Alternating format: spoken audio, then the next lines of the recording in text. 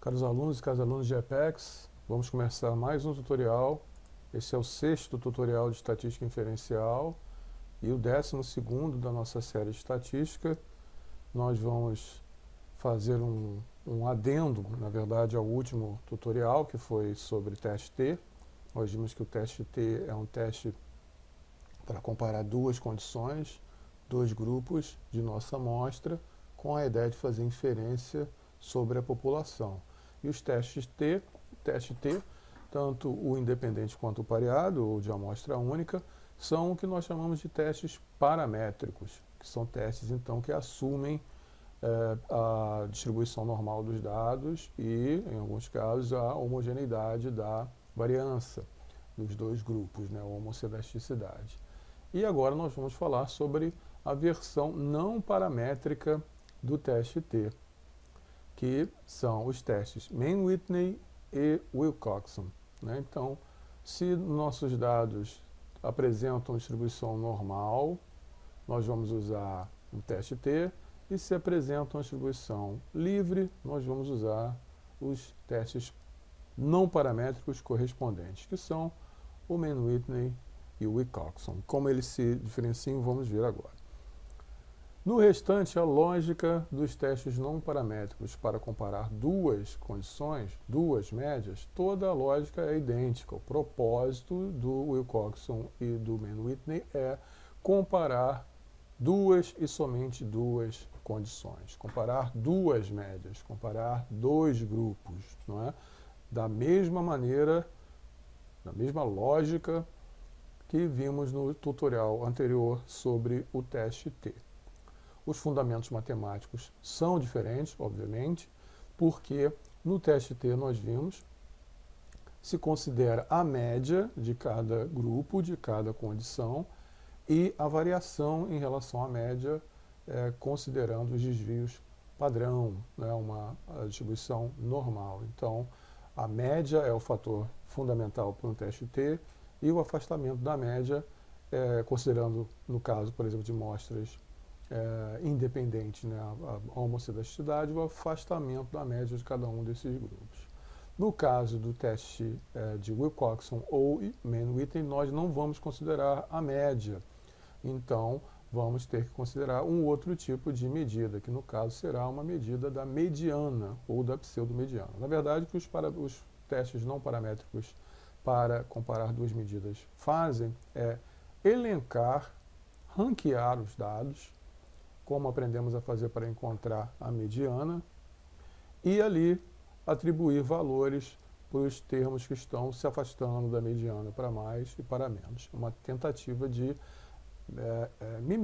imitar o comportamento de uma análise paramétrica, mas sem depender da noção de média e do afastamento da média, sim considerando então um ranqueamento com a mediana ou a pseudomediana e o afastamento desse ponto central da mediana. Tem aqui a lógica do Mann-Whitney, nós vamos ver, que é a estatística U, e aqui o fundamento matemático do Wilcoxon, né, que nós vamos ver que é a estatística W. Assim como o teste T possui um teste para amostra única, também então o Mann-Whitney e o Wilcoxon também apresentam essa mesma lógica. E nada é diferente. No caso do teste T, nós fazemos o teste T de amostra única quando temos uma média populacional conhecida, ou pelo menos um desvio padrão populacional conhecido, e queremos comparar isso com a nossa amostra. O exemplo dado no tutorial anterior foi o da inteligência, que é uma medida tipicamente normal. Mas imagine que você tem um outro dado qualquer que não apresenta distribuição normal, apresenta distribuição livre.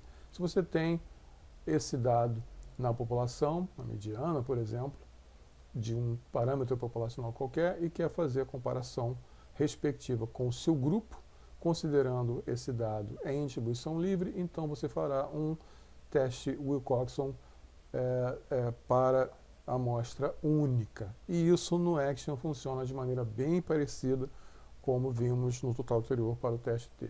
Como é que é isso? Nós vamos lá então em Action, só que aí, em vez de virmos aqui no canto esquerdo, que é o que fazemos quando queremos o teste T, vamos aqui, já que nós vamos trabalhar com teste não paramétrico. clicamos aqui nos testes paramétricos e vamos encontrar logo aqui a opção Wilcoxon, né? Que vai ser uma forma do Action agrupar tanto o teste do Wilcoxon quanto o Mann-Whitney. E aí nós vamos ter aqui as três opções que já conhecemos do teste T. A amostra única, que é o que estamos vendo nesse momento, a amostra independente e a amostra dependente, uma amostra pareada. Então, no caso de procurarmos comparar uma medida populacional conhecida, como por exemplo a mediana, que não se distribui normalmente, com os dados da nossa amostra, que também possuem distribuição livre, então nós vamos selecionar a amostra única para comparar o dado de nossa amostra com um parâmetro populacional conhecido. Vamos selecionar a coluna com os dados e pedir a análise. Não farei isso aqui porque, assim como comentei para o teste T, não é comum fazermos testes de amostra única, tanto paramétricos quanto não paramétricos, em linguística, porque tipicamente nós não conhecemos o parâmetro populacional que estamos querendo testar na nossa amostragem. Por exemplo, nós não sabemos a média de tempo de leitura de palavra da população em geral. Então não há como comparar a nossa amostra diretamente com a população através de uma amostra única, tipicamente. Então vamos voltar para os outros tipos de teste que não são de amostra única, que são iguais aos que aprendemos para o teste T. Nós vamos ter teste não paramétrico para comparar duas amostras, duas médias, duas condições, né, que são independentes ou que são pareadas. Quando nós temos, então, amostras independentes, ou seja, não pareadas, não repetidas, nós temos o teste Mann-Whitney, a estatística U, que nós vamos ver. E a lógica é a mesma lógica do teste T independente. A única distinção é que, nesse caso, nós vamos usar dados que estão em distribuição livre, dados que não estão numa distribuição normal. O que significa que nós não vamos usar a média como o principal tipo de orientação. Vamos usar outra lógica. Nós vimos a mediana ranqueada com os dados dos dois grupos. O restante, tudo igual. Vamos olhar o grupo A e comparar com o grupo B, olhar a condição 1, comparar com a condição 2, querendo ver se a média ou mediana de cada um desses grupos é relevantemente distinta, né? Se ela apresenta diferença estatística relevante, se apresenta significância, nível de significância relevante. Como fazemos isso lá no Action? Bom, está aqui a tabela que é igual à tabela do teste T. Se vamos fazer então uma análise de dados independentes, vamos usar uma tabela desse tipo aqui. A primeira condição elencada numa coluna e na mesma coluna a segunda condição também elencada. E aqui na outra coluna, ao lado respectivo da condição que vamos comparar, o score específico que vamos analisar.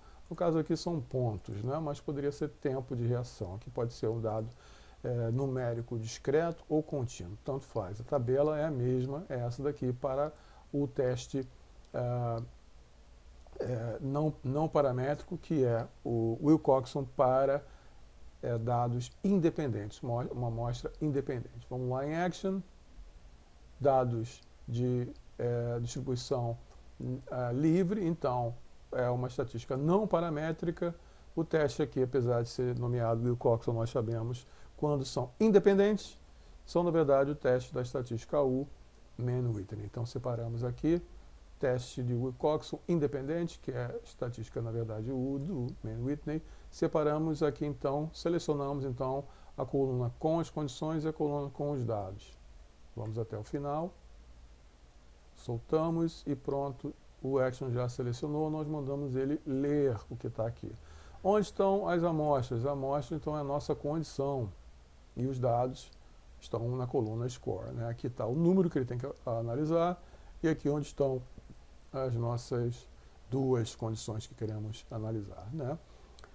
A hipótese alternativa é aquela que afirma que há uma diferença entre as duas condições que vamos analisar. Se não sabemos se essa diferença deve ser prevista para mais ou para menos a partir de um parâmetro de comparação, colocamos a hipótese alternativa bicaudal. É apenas diferente, para mais ou para menos. Somente se temos uma intuição, se o dado deve ser menor ou maior do que um dado de referência, que vamos marcar uma hipótese alternativa monocaudal, para mais ou para menos, né? Mantemos o nível de confiança em 0,95%, né? A gente já sabe disso. Não vou pedir a correção nem a análise gráfica. Vamos apenas pedir o cálculo da estatística numa nova planilha e damos OK. E o resultado está aqui.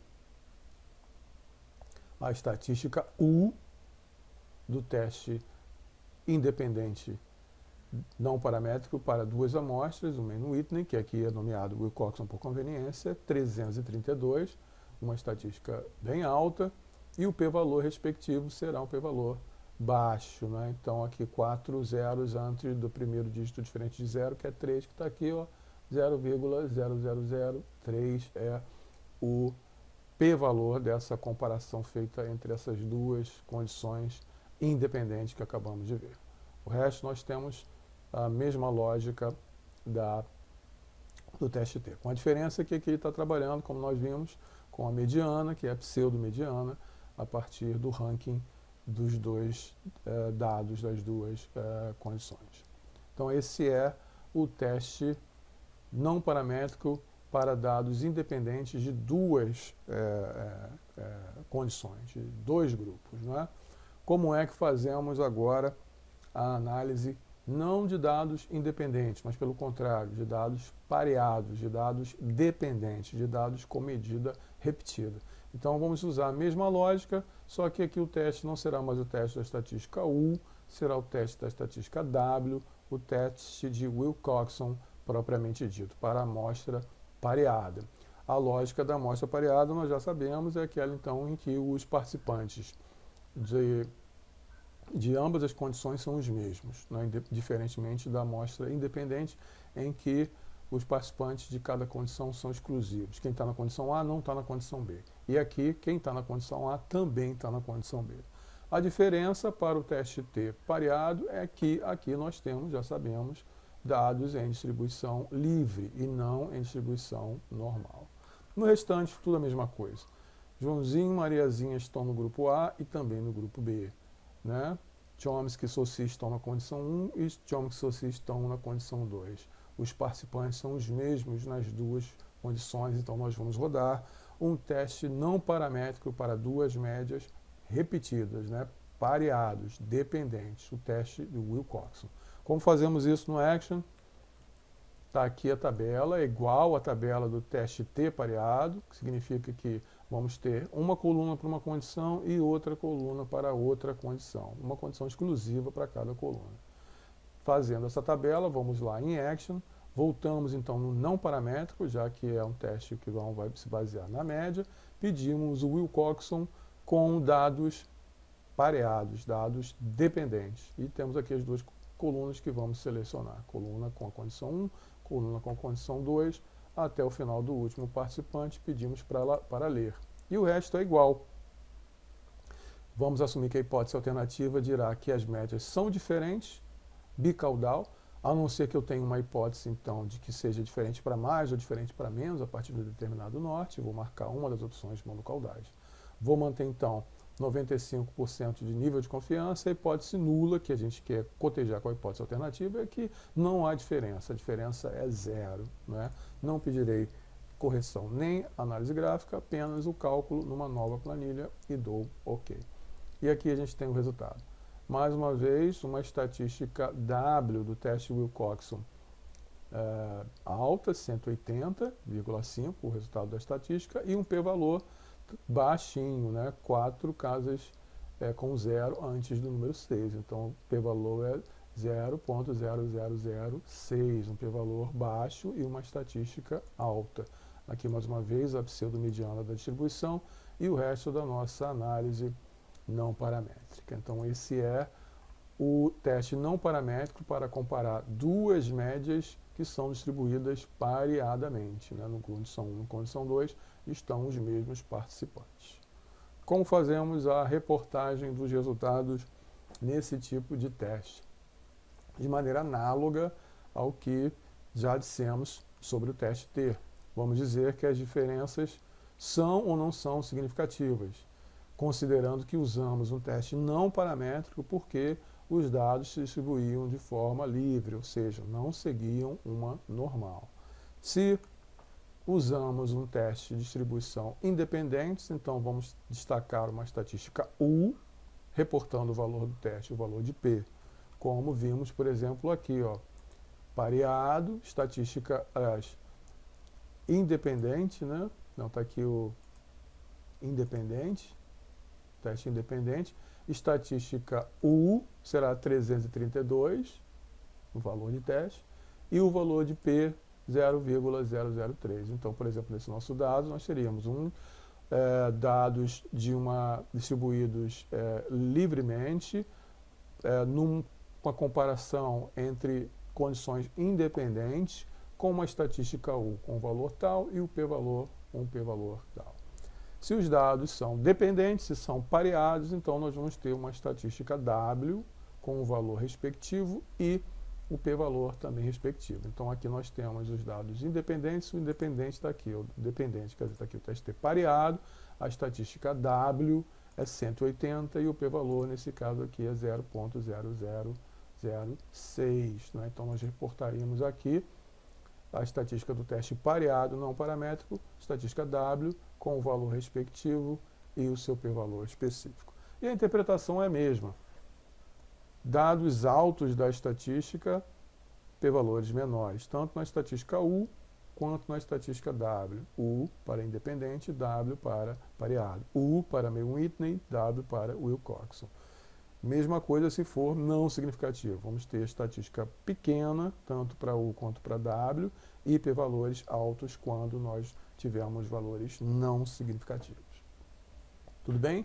Então, a lógica dos testes não paramétricos para duas amostras é muito semelhante à do teste T. A única diferença é que nós aqui estamos analisando os dados em distribuição livre. Tudo bem? Bons estudos, até a próxima!